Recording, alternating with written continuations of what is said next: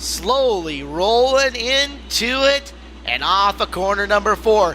It's showtime at Skagit Speedway!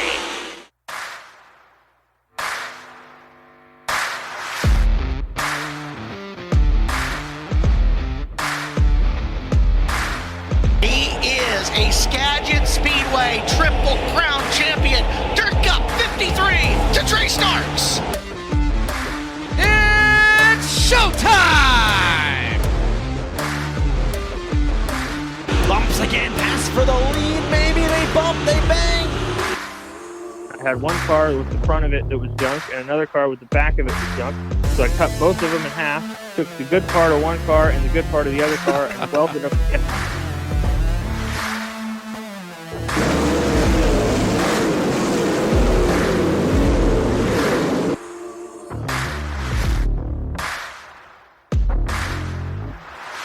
Well, hello and welcome to the first edition of the On the Gas podcast here at Skagit Speedway. Blake Anderson, Erik List.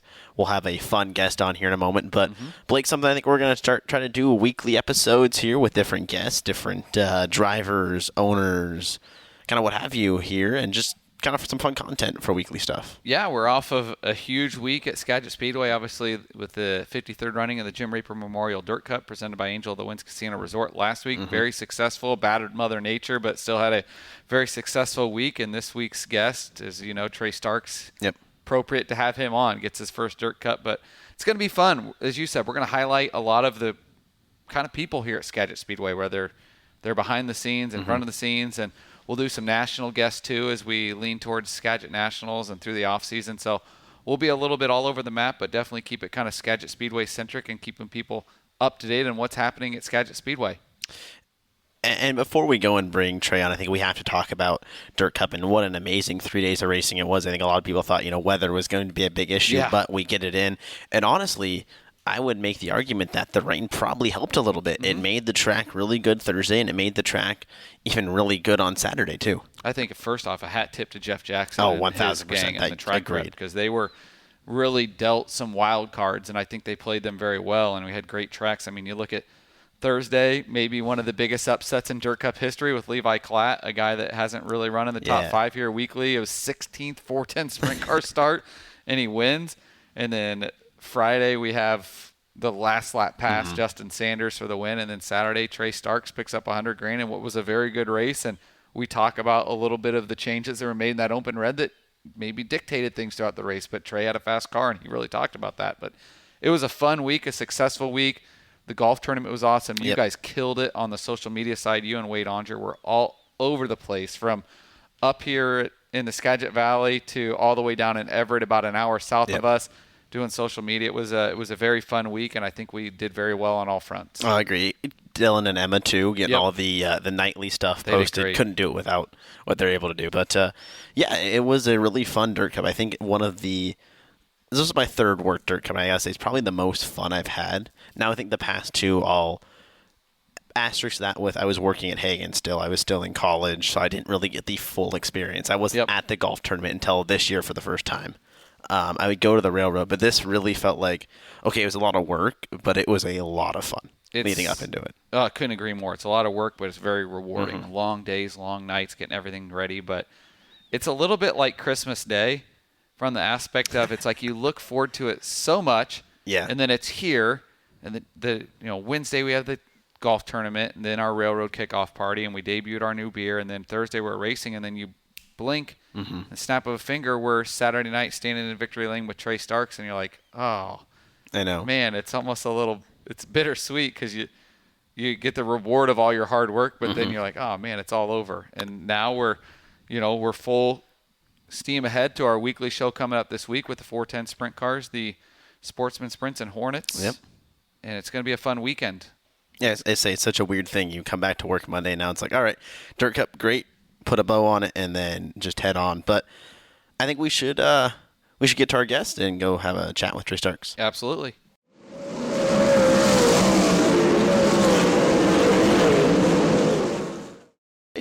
Have you got us?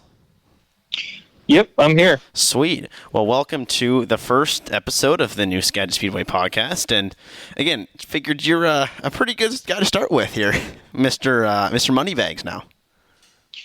Yeah, no, it was a great weekend. I mean, I still haven't processed it really, and I really don't know when I will. I mean, obviously, it's a huge accomplishment. It's a race that we've been we've been going after since 2010. It's cool to have seen so many different forms of Dirt Cup over the years and to finally get one of my own. So what have these past few days now looked like for you? So you haven't fully processed it yet, but what does it look like now? Has the check cashed and hit your bank account? The deposit has cleared. I believe so. I think it actually cleared fairly quickly. I want to say like Tuesday. So the guys and gals over at Skagit Speedway are on it, obviously. I mean, not to sound too depressing, but I'm not a kid anymore, and I'm not doing this full time. So honestly, you asked like what it looked like. We came home and we, myself, my wife Allie, my brother, our friends Hunter and Michaela, and then Dominic and Nikki Selzy came. We hung around in the pits until all the fans left, and then we kind of looked at each other and said, instead of maybe staying up until the sun comes out here in the pits, why don't we take this party on back to Puyallup? And so that's just what we did. It was my wife and I in our Ford Transit van that I seem to end up driving everywhere. And then the race rig with Colin and my grandpa in it. My mom and dad in my wife's car driving it home. Hunter and Michaela in their camper, and then bringing up the rear was Dominic and Nikki and their two girls in their motorhome that they rented for the week. So we got home at about 1:45. We sat in my living room and watched the replay and had a couple beverages and just kind of hung out until about 4 a.m. And then Dominic had an early morning. He had to take his wife to the airport in Portland. And back to the depressing part is, I'm almost 30 years old. On Monday, I had to go back to work, unfortunately. So it quickly returns to business as usual, especially, for us, I missed Thursday, Friday of last week. So Monday I had that much more to catch up on. So, as sweet as it was and as big of a victory it was for our team, unfortunately, life goes on. It doesn't stop. But I will say that going back to work Monday morning, $111,000 richer and having won the Dirt Cup definitely made it that much sweeter. Oh, I'm sure that makes anything sweeter. Absolutely. Yeah. Trey, how special was this weekend? If you look at your career as a whole, you're a guy that's gone to Central Pennsylvania and raced for a living in Central Pennsylvania. You race weekly at Knoxville Raceway. Then you move home and you run Skagit Weekly and you win one of the biggest races in the country. But not only do you do that, but you get to do it with your brother, your mom and your dad, your grandpa all in the car, and now your son Rowan there as well.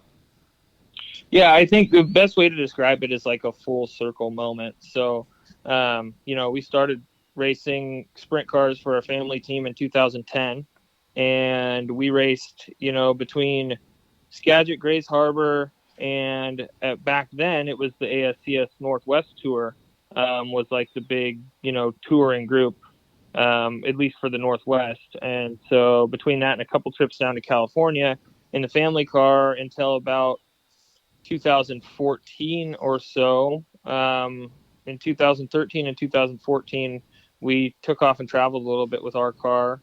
But obviously I was just starting out. That was like my first 4 or 5 years in the car. So we had some success. I think after 2010, we got, at least one win per year. I would average 1 to 2 wins a year. And then I think 14 and 15, we really started to pick it up. We started winning more races. And then all of a sudden I started getting offers, to drive other people's cars. So, which at the time was, a really good deal. You get to see more racetracks and drive other people's equipment. It's not on, our dime. So yeah, from about 15 or 16 up until really like 2019, 2020, right around COVID, I left and was racing, either in Pennsylvania or Knoxville or, touring a little bit. So I got to gain a bunch of knowledge myself, and see a bunch of racetracks and race with a bunch of different groups. And, we had our, share of success. We won some all-star races, some races in Pennsylvania. We won the race in Knoxville. And so, but then I came back home.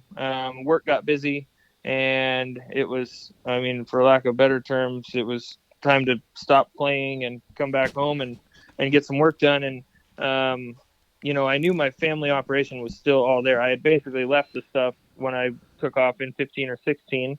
And then it was all still, we had the race program that hadn't raced, but it really was still operational. So, to really come back home since then and basically take what I had learned, and I brought back, I feel like, kind of a more polished version of myself.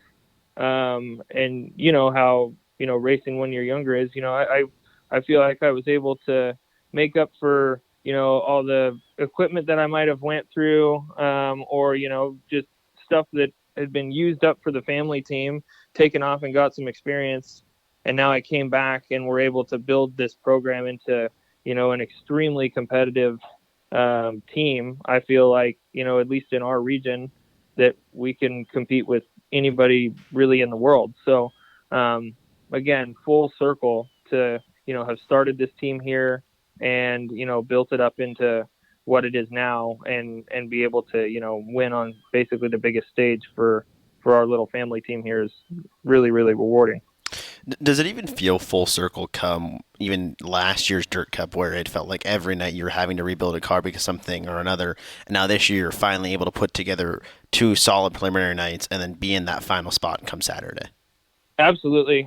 Dirt Cup became very elusive for us, and I think it was really, a lot of it was on me because there for a few years, I would make sure when I was racing in Pennsylvania, we would make sure that there was an off weekend there during Dirt Cup because I always wanted to come home. And that was like the one race a year I wanted to come and run back home. So, and I always felt like when we came back, I had something to prove, right? Because I had been off racing. I hadn't been racing against the local guys. So, I really kind of had a chip on my shoulder and always wanted to come in and kind of, I guess, show everybody, or use the knowledge that I have learned from being on the road. And, I felt like I was competing with, I wouldn't say higher competition necessarily, maybe at times, but more just, I could race a lot more times a year out there than we could back home. So, I wanted to come home and really showcase what we had learned and what our car can do. And I think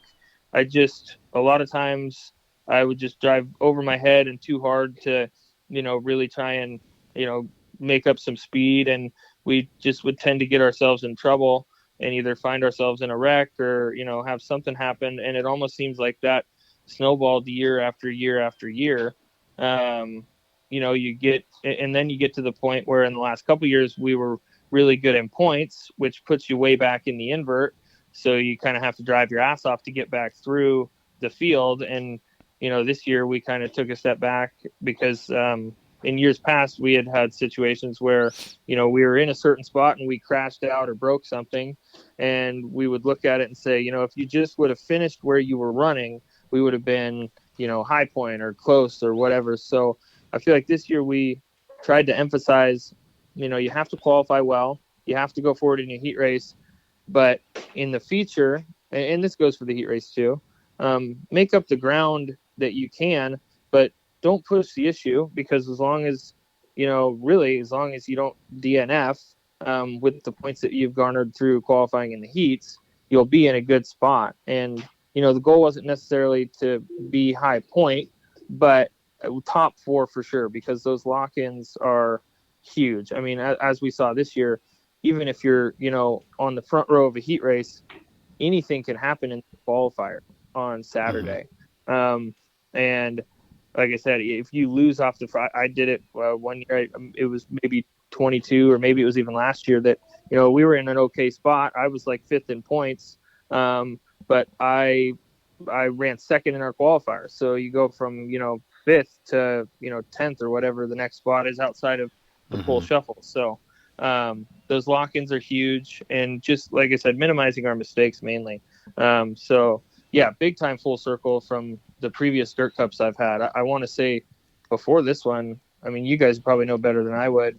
I want to say my best dirt cup finish was like 6th or 7th. Maybe there was a top 5, one of those.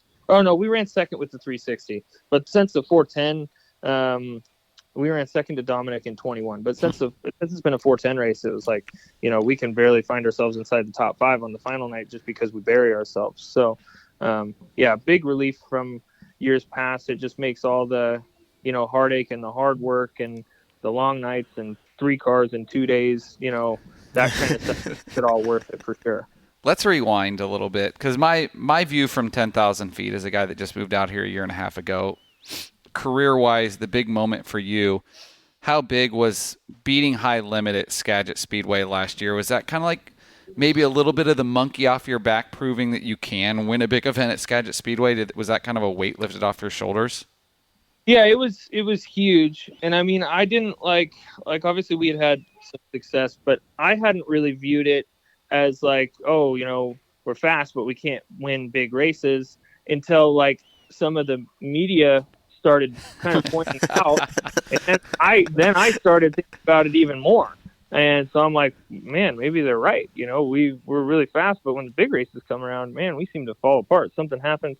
So yeah, that was huge. And really what even bigger than winning, we won 2 of them, and bigger than for me, winning one or the other was being able to win back to back, because it just kind of backed it up, right? Like you took the first night and, okay, yeah, he won 1. Well, then to go, the set right there to the next night at a different track and do it again, I feel like that kind of like solidified that we had speed, we're here to play, they know we're here, that type of thing. So that was really cool. I mean, something I feel like about that weekend that a lot of people overlook, because why wouldn't you, is I felt the best out of all 4 days, the Grays Harbor night and then the 3 nights at Skagit. The best I felt was the second night of Skagit Nationals, and we ended up breaking a rear end in the feature. And that, like, I mean, I'm not saying that we could have won 3 in a row,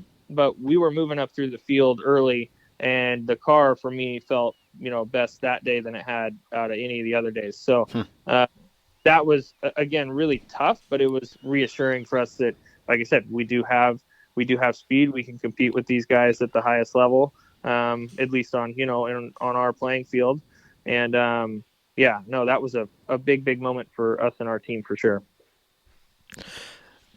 So now I'm curious. I want to ask, because I heard the car that you've won with now, are you ever going to run that again? I know there's Dirt Cup number 1 written on the tail tank, or is that getting shoved away and now just a trophy? I mean, we have 3 cars. One of them's our 410 car. The other is our dedicated 360 car. And then I have a spare car upstairs.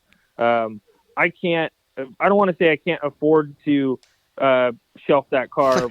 Yes, we can buy a new one. But in our operation, like, it doesn't make sense for us to do that. Maybe looking back, maybe I'll regret that. But, race cars are unique. And this is the car that we have been running since 2022 in the 410. Wow. Okay. It's part of our package. And the 360 car that I have has been the same car that I've ran since 2015. So, like, there's a lot of teams that you might crash a car and you throw it away, basically, because relatively speaking, a bare frame is not necessarily one of the more expensive pieces of the puzzle as far as these cars go.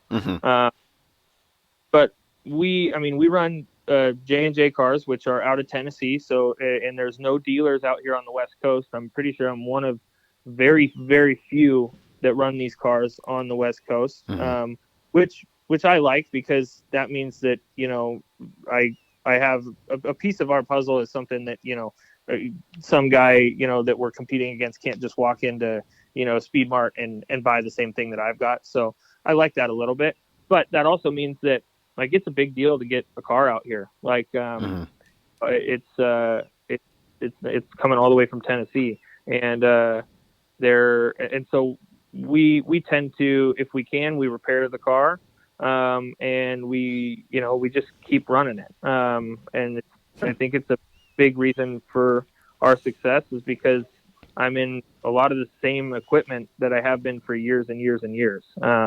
So yeah, no, this car will be back in action this Saturday, and it's not going away until we either find one to replace it or I saw it in half, which I don't know. I don't know if you've heard, one of the cars in my stable is literally the 2 original J&J cars that I bought in 2013. Really? Oh my gosh.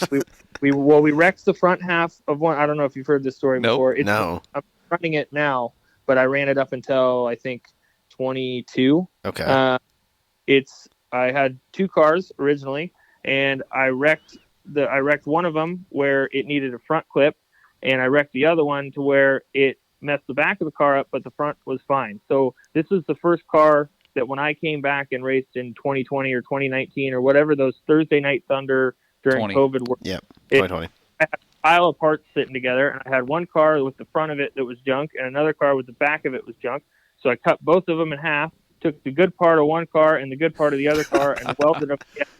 And that's what I ran up until 2022 until we got this new car. So wow.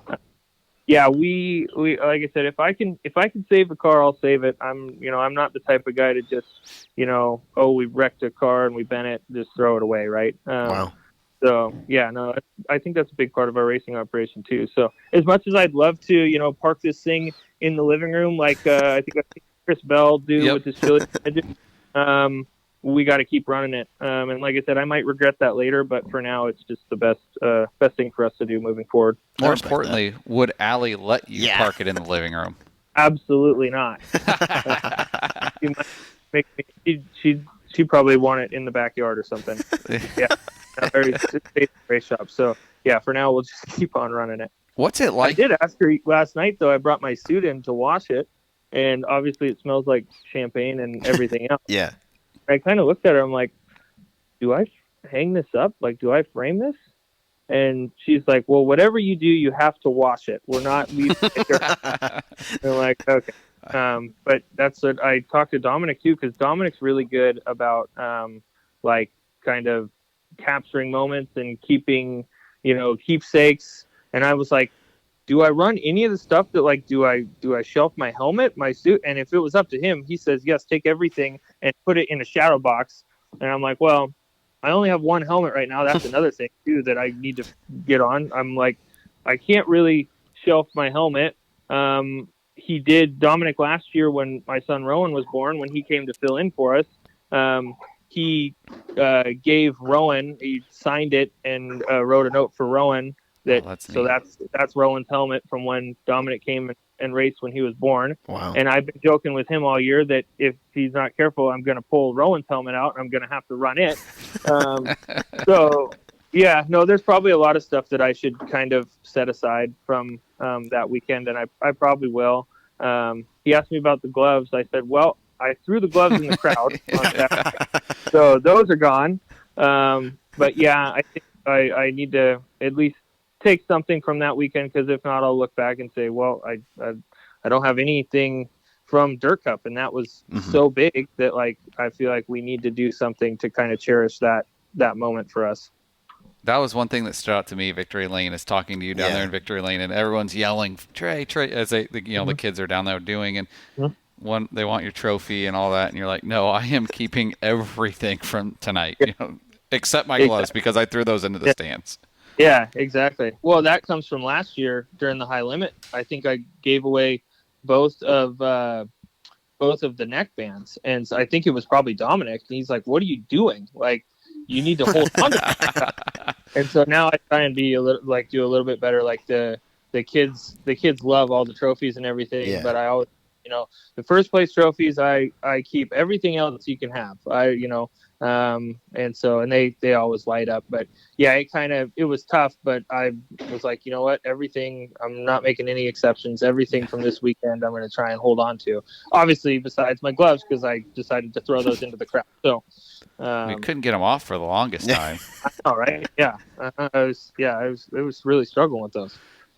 That was probably one of the most fun victory lanes I think I've had, being able to talk to you, that raw emotion, and just you getting out of the car was so fun. What was the feeling when you saw the checkered flag fall and you knew, okay, as long as we, cross the scales, we've done it?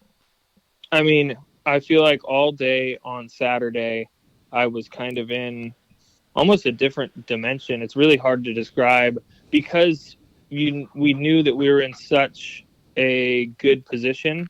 Like sometimes going into Dirt Cup, depending on where you are, I mean, really basically anywhere but the front row, you try and kind of mentally take some of the pressure off, where like the position that I was in, like the pressure could not be more on, because even especially after I won the pole shuffle, because then it's like, okay, this is my race. This is literally my race to lose.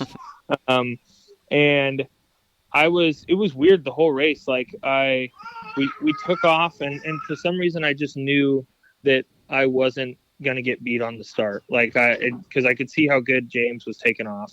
And so we got out to the lead, and even when Tanner got by me in traffic, I mean, traffic when we first got there was so thick, and I knew there wasn't really anything to be done. But for some reason, even when Tanner got by me, like I had this sense of just reassurance that, it's okay. We're only, 14 laps into this race. I've got plenty of time. And at that point, I knew the engine wasn't quite running like I wanted it to. So especially when we got the open red, I knew that if we could get the engine tuned up, that we really shouldn't have any problems. But the whole race, I was just like emotionless, really just like trying to do everything, I needed to do correctly. And like once we got past him, and then the second time we got to traffic, I just kind of like found another gear, because I knew, I can't make a mistake again in traffic. He's going to be pretty close. And so there were, I feel like I'm pretty cautious about driving around the outside of lap cars right on the exit of corners, especially at Skagit, because it can narrow up, like if being there. And I think I counted 4 instances where I just squeaked right in between. And it's like, this is the only scenario. This is Dirt Cup. You can't wait a second. And so, this is the gap, and I'm going to have to fill it. And then I was watching the lap counter from like about 5 to go. I got comfortable enough to where I could watch the lap counter going into turn 1. And there was a race earlier this year that I swear I did not see. It was when we beat Robbie, I think a few weeks ago. Okay. And I didn't see the white flag or the checkered flag. So I kept racing until the caution came out, and I think I ran like 2 extra laps. So I started to get a little. I didn't realize that, when I see the lap counter, it hasn't changed yet. So when I saw the white flag and I saw lap 38, I was thinking, okay, you better keep running. But obviously it was 39, because it just, by the time I had gotten past the flag, it hadn't changed yet. So I was like, I'm going to run 3 extra laps if I can, and then finally caution. So after that, it was just like this huge relief. Like, you're so laser focused, locked in all weekend to make sure that you do everything right. And so I think that's why, I was pretty excited in Victory Lane, because I could relax, I mean, it's such a high profile race. And I feel like it's even more important to someone like me who's been, coming to Skagit for, as long as I can remember, and knows, like, I feel like Dirt Cup is just it's a step above any other race on the West Coast. Again, especially for a guy that's been coming to Skagit for a long time. I remember watching guys like Tyler Walker and Travis Roots and all the badasses from California come up, and even though the Skagit local cars were good, but like a lot of times they would beat up on them because California cars are very, very good. And it was a 410 race, obviously. So to have that back and feel like, and not to discredit any other Dirt Cup, but honestly, I feel like we are in, the high time of Dirt Cup, and it's only getting better. So to be able to win during this kind of period of and phase of Skagit is just, it was, like I said, everything came out all at once, and I was pretty pumped up, obviously. What was the conversation like in that open red to change the pill? I feel like that's something that I don't recall a time I've heard that being done in No, an I open don't red. either. So how did that process go to decide, okay, this is what I think we need to do and this is what we're going to do?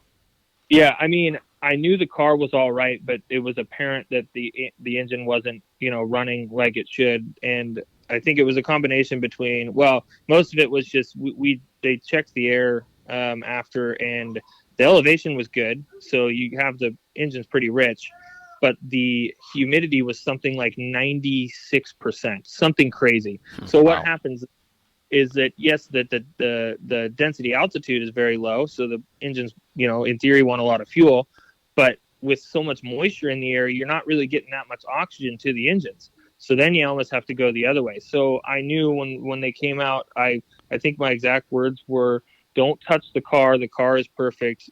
Get this engine to run, and we'll be fine." And so, yeah, I've never changed the main pill under red. I'm sure it's been done, but you don't hear about it that often. Yeah. We basically made an adjustment to the high speed, which is part of the fuel system, and then we did change a main pill. And I called Tim Engler on Monday because Tim Engler makes this really, really trick piece. Usually the main pill is in like a quick release canister, and it's a messy process of, taking it apart, and usually you have the side panel off because, the pill falls out and it's either in the floor pan or on the ground and you can't find it, which obviously in that instance wouldn't have been a big deal. But getting the pill back in and in the right way in the dark would have been a nightmare. So Tim Engler makes this really cool canister that it's like the old Dial-A-Jet, but it's not. Dial-A-Jet was always infamous for the driver could get a hold of it and, lean his engine out until he burned it down. And so Dial-A-Jets were always bad. Okay. Well, does this sit next to the driver's cockpit and all this stuff? Okay. It could be on a big knob, and you could change your main pill, and crew chiefs would hate it because their driver would burn the engine down and then they wouldn't finish. This was, back in the day, probably, late 90s, early 2000s. Well, what Tim built is basically a Dial-A-Jet that is small enough that you have to have a wrench to change it. It's like a little 1/4-inch drive, but it has 5 pills in this canister. And so I think without that piece on the car, it's hard to say, but we may not win Dirt Cup without that component on the race car. Wow. Wow. So you had that on the car. Okay. We had that on the car. And even then it was difficult because it's pretty small. It's kind of hard to see, and it's obviously dark out there, and you want to make sure that you get it moved to the correct, setting. But yeah, between putting fuel in the car, making the adjustment to the high speed. And I mean, usually you adjust the high speed on a gauge so you can tell, but this was just a ignorant adjustment. We just wanted to go one way. So we cranked a couple turns in it and changed the pill selector. And it was night and day. So huge moment. And I feel like it's not something that you necessarily usually hear, and it's not very orthodox, but I knew that getting the engine to run was going to be the most important thing. I knew our car was good enough, but if we get the engine to run, I think we would have it made, because there were some instances where I would get in traffic and maybe get slowed down a little bit, and I just couldn't really get the engine to pull back up to where I needed it to. So once we made that change, it was a big difference for sure. So you referenced you checked the air and the weather. I imagine it's not as simple as just pulling out your iPhone or your Android and looking at the weather app, is it? No, it's a specific, what they call it, a weather station, and it checks kinds of different stuff, but mainly is the density altitude. So basically how dense the air is. And then one of the pieces of information you get too is like the dew point and the humidity. And humidity gets really weird because it can be, very low elevation, but if there's a ton of water in the air, like I said, the engines don't run right. When they want to be sucking in air, they don't want to be, sucking in water, because it just offsets the amount of oxygen you can get, the amount of air that you can get into the engine. And I will say, even though that our engine was running better, it wasn't running, perfect. It wasn't running at 100%, and I don't think anyone's was because of that, because of the humidity in the air. And you can kind of see between the time that we kind of rolled out for driver intros and by the time we got in the car, I mean, there was a little bit of fog and haze that had rolled in. You could feel the pretty heavy. It affected the racetrack even. Like, I think we ended up getting, and this is another thing, I don't know how we lucked out so much with the weather conditions this weekend, but how it worked during the day on Saturday was they got the track really nice to where it had widened out. And then if that fog and moisture would have rolled in and the track was narrower than it was, it would have stayed there. And it might not have been as good of a race as it was. With what we had is, with all the moisture rolling into the track, you ended up having a track that was all the way wide, all the way across the track. The top was all the way up close to the wall, but really every single lane had grip in it. So it was really a cool scenario. I've seen it do it before, and I think this is where maybe some of that, home track knowledge comes into play. Sure. Some of the teams might have guessed wrong and not have seen that coming, where we kind of tried to account for that a little bit, because with all the rain we got that weekend too, and once it goes down, it does to bring the moisture back in the track. So it was a very, very special circumstance for sure, and I credit that, just knowing what the track does and kind of knowing the conditions in the Pacific Northwest, I think that helped us win that race more than some might think. What's this week like for you? You mentioned it. We get back to weekly racing on Saturday night. So how difficult is it to kind of turn the next page and get dialed in on Saturday night at the task at hand as you're chasing another track championship in the 410? Yeah, I feel like we kind of just have to go back to our, normal scheduled program. Really, we did our maintenance just like we would any other week. The 410 car is ready to go just as it sits. It'll roll out, basically just like it ran Dirt Cup. The crazy thing is with all this hype around, winning Dirt Cup and this and that. And I've said all year how, the competition at Skagit, specifically in the 410 division, has just gotten better and better and better. Obviously we show up to the track to win, but with the competition, I mean, I could go from winning Dirt Cup and then, running second or third or fourth or fifth at a local Skagit show, because the reality of it is there's a lot of good cars. I mean, I think Jesse Slotfelt was probably the best car on Friday for sure, and he had a really good weekend going if it wasn't for an incident in the heat race. Robbie Price is really, really good. Jason, he's going to be there. Colton Heath ran sixth. I mean, that was an incredible run. Yeah. There are a ton of good local cars. I've said this year for sure we've got a 6-car redraw every week, and I'm convinced that even in the 360 class too, any one of those 6 cars that makes it in that redraw could win, which makes it very, very, very difficult. So yeah, we're gonna have our work cut out for us. I mean, it's we can't rest on our laurels at all. I mean, because everybody else is gonna be gunning even harder. Just, I know some guys felt like they, probably didn't get the right end of the stick during Dirt Cup. Jesse's going to be one that, he's going to be driving really hard, I'm sure, because he's got something to prove. He was fast and got shorted or ended up on the wrong end of things, and just things didn't work out. He's going to be fast. I mean, every one of them are going to be, running really, really hard, and they're tough. And I think this year's Dirt Cup kind of showcased that, right? We had Levi Klatt, a local guy that had never run in the top 5 at a 410 race, and he shows that, you put him up front and he can contend against, one of the best guys in the business. So, I really don't think people understand. I can't really emphasize it enough on how good these, local Washington, Oregon, Northwest guys are getting. I mean, it's extremely tough, and it's a double-edged sword, because honestly, I think that's probably why, we've been able to have the success that we've had, and are as good as we are right now. It's because we get to run against guys that are really, really good at these racetracks week in and week out. So yeah, it's not going to be just a walk in the park, by any stretch of the imagination. We're going to have to be on it just like we are every week. Well, Trey, I think we'll let you go after that one. Thank you so much for your time.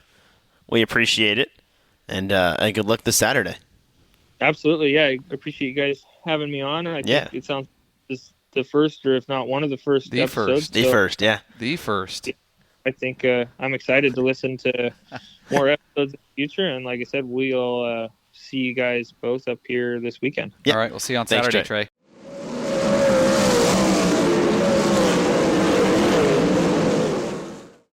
Welcome back to the On the Gas podcast. A great chat with Trey Starks, who will be in action this weekend. We've got a busy weekend coming up at Skagit Speedway here on the 28th of June. We've got the 410 sprint cars where Trey Starks currently has the lead in the championship. Last year they picked up the owner championship, didn't get the driver championship, and that's something we talked about in there, how Dominic Selzy filled in for a week there when his son Roan was born. And Jason Solwald, last year's driver champion, sits in second, and Justin Youngquist third. He's been very fast lately. So what a nice run for him, and I think he's going to just continue to elevate. He's hit that stride. He got the monkey off his back with his first Skagit 410 win, and I think you're going to just see him come in with more confidence, more swagger. He made the Saturday Night A-Main at Dirt Cup. He's sitting third in points. He knows he can beat the local competition now, and I think you're just going to see him elevate. And then, Robbie Price and Trey talked about Jesse Schlottfeld. He's been really good. He was one of the guys, I think I was saying earlier before going into Dirt Cup, that if he has a good 3 nights, could be a threat for the win or a top 5, because Jesse has a lot of speed. We saw it on the fastest 5 days. He picked up a win, but, Dirt Cup maybe didn't go his way, but he's still a heck of a racer here at Skagit. Yeah, he had a solid week, all things considered, and showed his speed. And the Sportsman Sprints run this week, and you look to the Sportsman Sprints, and I think that's one of the more fun points championships to watch because of we're giving those motors away at the end of the year. And the top 12 in points got a 1 in 4 chance at it, so that's going to be fun to see how things shake out there. Jaden Whitney took control of the points last week on the Sunday show win. Justin Jacobson had really controlled things, and Justin and Jaden have had a really good season, both of them contending every single night. And the gal sitting in third has been super impressive to me. She's Macy. Macy. We watched her up at Deming run strong, and now she's in a sporty down here, and she's been super, super strong. Yeah, I think Jaden was getting almost annoyed talking to me on the second place podium. He's like, really? I got and finally to make that elevation on Sunday to win his first, and have Macy even win that Saturday before on her, Saturday, Sunday, Father's Day doubleheader. 2 first-time winners, and yet Macy's just been super impressive from her elevation to Deming and almost winning, their opening night here at Skagit Speedway, and then finally winning again that Father's Day weekend. And then Steven Hendrickson gets a win last week as well, and we've had 5 sporty races, 4 different winners in 5 sporty races, and Kira Zylstra, she has just been a model of consistency. She's been in the top 10 pretty consistently. She rounds out the top 5 in points, and right now on the bubble is Paul Rollo sitting in 12th in points. You got to be in the top 12 to be in the redraw there for the motors at the end of the season. So that's owner points, though, right? Yes, for owner points. That's true. Yes, the owner points are a little different because we've switched things around a little bit. So, it's wing down. That's Paul. Yep. So he's in one of Barry's cars. So we talked about that's something to keep an eye on as we get towards the end of the season on making sure you're in the top 12. It's kind of like the chase to the championship, I guess, which is the chase to get into to the drawing for the motors, but. The Hornets have been fun as well. We've ran the Hornets. They pick up as they ramp up. We're a month out from the K Pro Auto Hornet Nationals. Always probably one of their best races and their biggest race here at Skagit Speedway. It follows with the Bob's Burger Brew Summer Nationals, but they show up. I mean, their Hornet count is about as good as a 360 car count that will show up. Oh, I do too. They beat and bang on each other, and they're fun. They're a fun group to be around. They don't complain. They just take care of themselves, and they're fun guys. And Howard Voss up front it really ramps up. And we're going to have a new Hornet Nationals champion this year because Brian Michelson isn't racing this year. And you know what I find interesting looking at Voss, Raven Skagrud, and Braxton Hausman in the top 3? None of them have wins yet. Isn't that wild? You have to go back to Scott Henry, who's 4th in points, but to actually find someone who has a win. So the top 3 completely winless, I think, speaks a lot to how much talent there actually is in that Hornet class. Yeah, David Dykstra, who is official up at Deming on Friday nights, he's 5th in points. So the Hornet schedule picks up over the next month. They've only had a couple of races, but things kind of ramp up for the Hornets as we get into July and through August, and as we lead into Hornet Nationals the end of July, which that's something I guess we should hit on quick before we wrap things up, is we're a month away from the Summer Nationals race, the richest 360 race in the country, paying $26,000 to win. We're partnered up with SCCT. They're having a little speed week on the way up here. It's going to be a solid car count. Get your tickets now on SkagitSpeedway.com. If you get the 2-day package, you get a reserved seat.